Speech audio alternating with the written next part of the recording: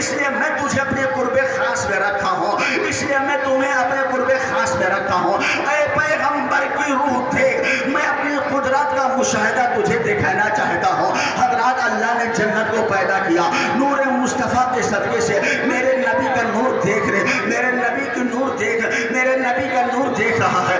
اللہ نے نور نبی سے لوح و قلم کو پیدا کیا، عرش و کرسی کو پیدا کیا، جنت کے باغ و بہار کو پیدا کیا۔ جنت نور مصطفیٰ دیکھ رہا ہے، روح مصطفیٰ دیکھ رہی ہے۔ حضرات اس کے بعد اسی نور کی پرتوں سے اللہ نے آدم علیہ السلام کو پیدا فرمایا، اور جب تک رب کی مشیت رہی حضرت آدم علیہ السلام جنت میں رہے، اور جب رب کی مرضی یہ ہوئے کہ میں اپنے نبی کے نور سے ساری کائنات کو پیدا کروں، تو غفلت کا ایک رقیق پردہ آدم علیہ السلام کے صحن پہ ڈال دیا۔ حضرت آدم علیہ السلام تو درخت تو بڑی دور ہے، آپ نے درخت سے پھل کھا لیا۔ اس کے بعد حضرت آدم علیہ السلام کو اللہ نے جنت سے زمین پہ اتار دیا۔ آدم علیہ السلام 300 سال تک روتے رہے۔ اب آؤ آدم علیہ السلام سے پوچھے، اے ابو البشر، اے میرے باپ آدم، آخر آپ 300 سال تک روتے کیوں رہے؟ آپ تو اللہ کے سب سے پہلے پیغمبر، سب سے پہلے نبی ہیں۔ اللہ نے جنت میں آپ کو پیدا فرمایا، آپ کو رونے کی کیا ضرورت ہے؟ تو آدم کی روح جواب دیتی ہے، میں اس لیے رو رہا تھا تاکہ میرا پیدا کرنے والا مجھ سے راضی ہو جائے۔ نوح نجی اللہ کو آواز دو کہ اے اللہ کے مقدس نجی، اے اللہ کے مقدس پیغمبر، اللہ نے نشت ثانیہ آپ کی ذات سے فرمائی ہے۔ اللہ نے ساری کائنات کو آپ کے طوفان کی بنیاد پہ ختم فرمایا، اور نشت ثانیہ بھی آپ سے ہوئی ہے، اس لیے آپ کو ثانیہ آدم کہا جاتا ہے۔ لیکن جب طوفان آیا تھا تو آپ نے اپنے بچے کو چھوڑ دیا، اپنی بیوی کو چھوڑ دیا، اور اپنے چند ماننے والوں کو لے کے کشتی میں سوار کیا، اور اللہ کے نبی کے نور کے صدقے سے آپ کی کشتی جودی پہاڑ سے لگے۔ لیکن آپ یہ بتائیے کہ آپ 950 سال تک تبلیغ کرتے رہے، آپ اللہ کے پیغام کو پہنچاتے رہے، آپ لوگوں کے سامنے رب کی ارشاد کو پہنچاتے رہے، اتنی مشقتیں کیوں برداشت کی ہے، اتنی تکلیفیں کیوں برداشت کی ہے؟ تو نوح پیغمبر کا جواب ہوگا کہ میں اس لیے اللہ کے پیغام کو پہنچا رہا تھا اور مشقتوں کو برداشت کر رہا تھا تاکہ میرا پروردگار مجھ سے راضی ہو جائے۔ حضرات چلے آئیے ایوب پیغمبر کی بارگاہ میں اور سلام محبت پیش کیجیے اور کہیے، اے سرکار، حضرت سرکار ایوب علیہ السلام، اللہ نے آپ کو بے شمار دولت دیا ہے اور بے حساب آپ کو اولاد دیا ہے، لیکن آپ کی اولاد ختم ہو جاتی ہے، آپ کا تمام مال ختم ہو جاتا ہے، آپ کا خوبصورت جسم کمزور ہو جاتا ہے، اس میں کیلے پڑ جاتے ہیں، اور اس جسم سے گرنے والے کیلے کو آپ اٹھا کے جسم میں رکھ رہے ہیں۔ اے سرکار ایوب علیہ السلام، آخر آپ نے ایسا کیوں کیا ہے؟ تو حضرت ایوب کی روح جواب دے گی کہ میں نے اس لیے کیا ہے تاکہ میرا پیدا کرنے والا مجھ سے راضی ہو جائے۔ اب آؤ حضرت ابراہیم علیہ السلام کی چوکھٹ کو چوم کے سوال کرو کہ اے سرکار ابراہیم علیہ السلام، اللہ نے آپ کو اپنا خلیل بنایا، آپ کو تاج خلت سے نواز دیا، لیکن آپ نارے نمرود میں چلے جا رہے ہیں، آپ اپنے بچے کے حلقوں پہ چھری چلا رہے ہیں، آپ نے ایسا کیوں کیا؟ تو ابراہیم خلیل کا جواب ہوگا تاکہ میرا پروردگار مجھ سے راضی ہو جائے۔ حضرات آئیے اسماعیل ذبیح اللہ کے مقدس چوکھٹ کو چوم کے آپ اپنے مدعا کو پیش کیجئے کہ اللہ کے مقدس پیغمبر اسماعیل ذبیح اللہ نے آپ کو اپنا نبی بنایا، اپنا ذبیح بنایا، لیکن جب آپ کے باپ نے اللہ کی رضا کے لیے آپ کو پیشانی کے بل لٹا دیا تھا تو آپ نے اپنی گردن پر چھری چلوانا کیسے برداشت کیا تھا؟ تو حضرت اسماعیل ذبیح کا یہی جواب ہوگا کہ اس لیے میں نے کیا تھا تاکہ میرا پروردگار مجھ سے راضی ہو جائے۔ اب آؤ خدا کی بارگاہ میں سوال کرتے ہیں، اے خلاق کائنات، اے خلاق مطلق، ہم گنہگار ہیں، ہم عصیاں شعار ہیں، گناہوں کی گٹھری میرے سر پہ رکھی ہے، اے پروردگار اگر تو عدل پہ آ جائے تو ہمارے اعمال اتنے اچھے نہیں ہیں کہ ہمیں جنت مل جائے۔ اے پروردگار اگر جنت ملے گی مجھ جیسے گنہگار کو تو تیرے فضل کی بنیاد پر ملے گی، تیرے کرم کی بنیاد پر ملے گی، تیری رحمت کی بنیاد پر ملے گی۔ اے پروردگار یہ تمام گنہگار تیرے بندے تیری بارگاہ میں دستے سوالی بن کر، تیری بارگاہ میں محتاج بن کر، تیری بارگاہ کے گدا بن کر تیری بارگاہ کے سوالی بن کر، تیری بارگاہ میں اپنے خالی ہاتھ خالی داموں کو پھیلا کر اپنے موقف کی وضاحت چاہتے ہیں۔ اے پروردگار، آدم نے تیری رضا چاہی ہے، ابراہیم نے تیری رضا چاہی ہے، حضرت ایوب نے تیری رضا چاہی ہے، نوح پیغمبر نے تیری رضا چاہی ہے، اسماعیل نے تیری رضا چاہی ہے، یعقوب نے تیری رضا چاہی ہے، یوسف نے تیری رضا چاہی ہے، لوط نے تیری رضا چاہی ہے۔ اے پروردگار، آدم علیہ السلام سے لے کر کے حضرت عیسیٰ روح اللہ تک جتنے بھی نبی آئے ہیں، جتنے بھی پیغمبر آئے ہیں، جتنے بھی مرسلین آئے ہیں، تمام نبیوں نے تیری رضا چاہی ہے۔ آدم نے تیری رضا مانگی ہے، ایوب نے تیری رضا مانگی ہے، موسیٰ نے تیری رضا مانگی ہے، عیسیٰ نے تیری رضا مانگی ہے۔ اے پروردگار، کائنات کا ہر انسان تیری رضا چاہتا ہے۔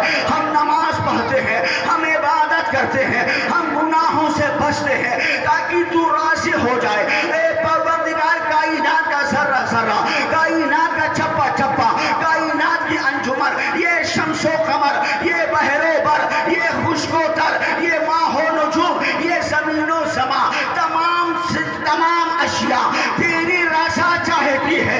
اے پروردگار، یہ بتا، تو بھی کسی کے رضا چاہتا ہے، تو بھی کسی کی خوشی چاہتا ہے تو پروردگار عالم ہم جیسے گنہگار بندوں کی دعا کو سنتا ہے اور جواب دیتا ہے۔ اے بندو، تم نے صحیح سوال کیا ہے، تم نے اچھا سوال کیا ہے۔ اے بندو سنو، بے شک دنیا کے تمام انسان میری رضا چاہتے ہیں، نبی میری رضا چاہتے ہیں، رسول میری رضا چاہتے ہیں، غوث میری رضا چاہتے ہیں، صحابہ میری رضا چاہتے ہیں، شہید میری رضا چاہتے ہیں، نیک بندے میری رضا چاہتے ہیں، ساری کائنات کا ہر انسان میری رضا چاہتا ہے، لیکن یہ پروردگار اپنے مصطفیٰ کی رضا چاہتا ہے، آمینہ کی لال کی رضا چاہتا ہے، مکی سرکار کی رضا چاہتا ہے۔ تبھی تو میرا امام پکار اٹھا تھا، تبھی تو امام الکلام نے کہا تھا کہ کلام الامام نے کہا تھا کہ خدا کی رضا چاہتے ہیں دو عالم،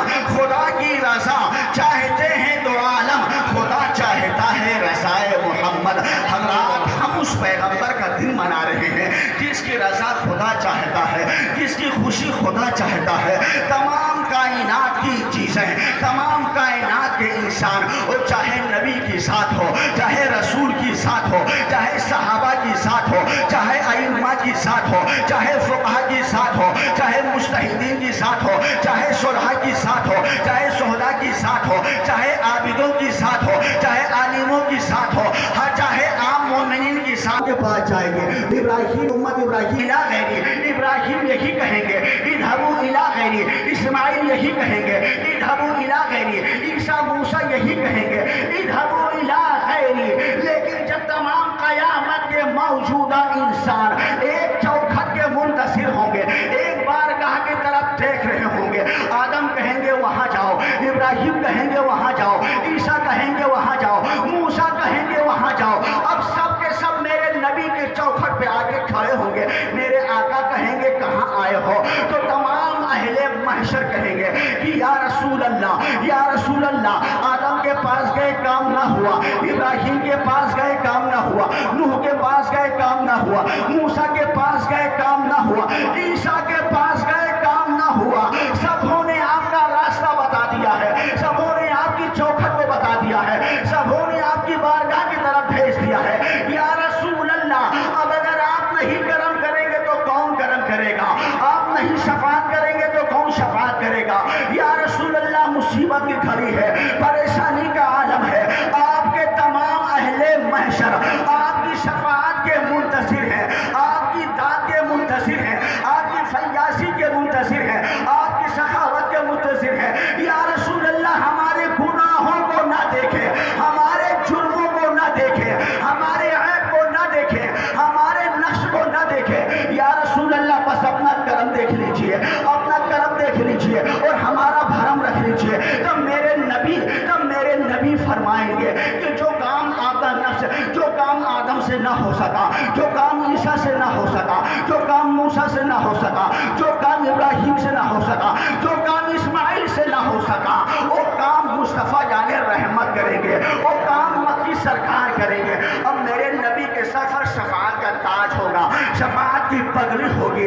रब इरशाद फरमाएगा, ऐ महबूब जिसकी चाहो शफाअत करा लो, जिसको चाहो जन्नत का पैगाम दे दो। मेरे नबी अपने सर को अल्लाह के हुजूर में झुका देंगे। ऐ परवरदिगार तू मेरी उम्मत को बख्श दे, मेरी उम्मत को बख्श दे। अल्लाह इरशाद फरमाएगा, ऐ मेरे महबूब हमने तो दुनिया ही में ऐलान कर दिया था कि तमाम दुनिया मेरी रज़ा चाहती है, लेकिन परवरदिगार तेरी रज़ा चाहता है। वला सौफ युतीका रब्बुका फतरदा, ऐ महबूब मैं तुम्हें इतना दूंगा, मैं तुम्हें इतना दूंगा कि तुम राज़ी हो जाओगे। ऐ मुस्तफ़ा मांगो क्या मांगते हो, ऐ हबीब मांगो क्या मांगते हो, ऐ मेरे पैगंबर मांगो क्या मांगते हो। मांगता हूँ या रसूल अल्लाह, जो जो मेरी चौखट पर आ गया है तू सबको जन्नत दे दे, सबके गुनाहों को माफ कर दे। रब्बे करीम फरमाएगा, ऐ हबीब तू मेरा महबूब है, तू मेरा हबीब है। ऐ महबूब तुम जिसको कह दोगे खुदा उसे जन्नत दे देगा, तुम जिसे कह दोगे खुदा उसे जन्नत में दाखिल कर देगा।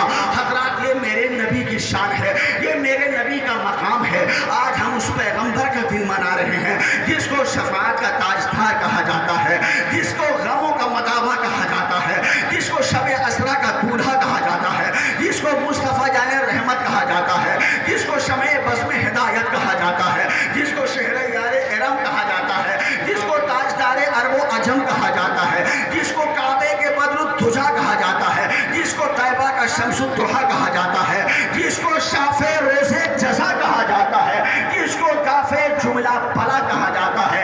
ये उस पैगंबर का आशियाना है, ये उस पैगंबर की रहमत का आशियाना है, ये उस पैगंबर की शफाअत का आशियाना है।